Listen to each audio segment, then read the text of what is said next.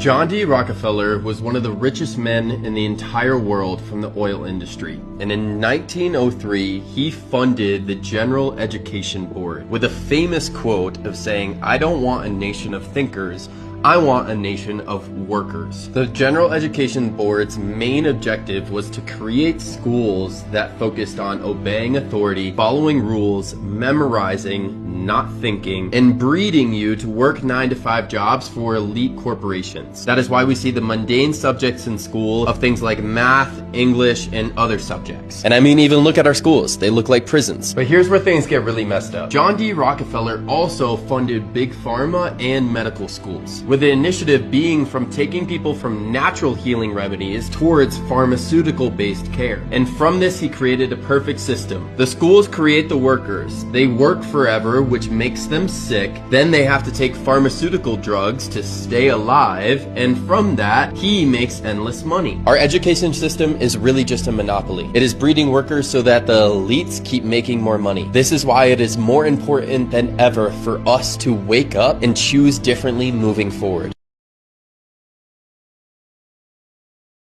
This is it right here.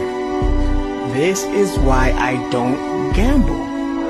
I'm just saying, I'm not.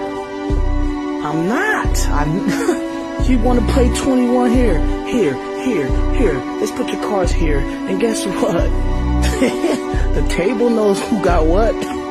The card machine that's distributing the card gonna mix them and run around and that. Come on, man. I'm not stupid. Y'all keep losing y'all money. But the house always wins.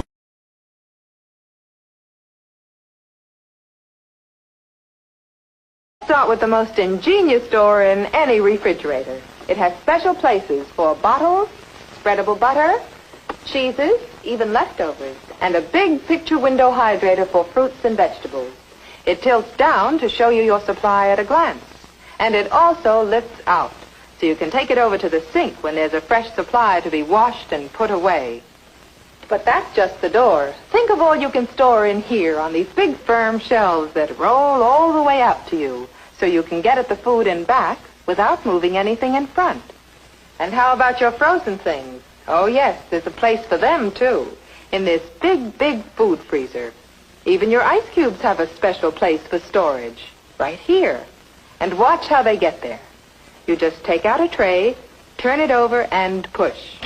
You get a shower of ice cubes all frosty dry and ready to use.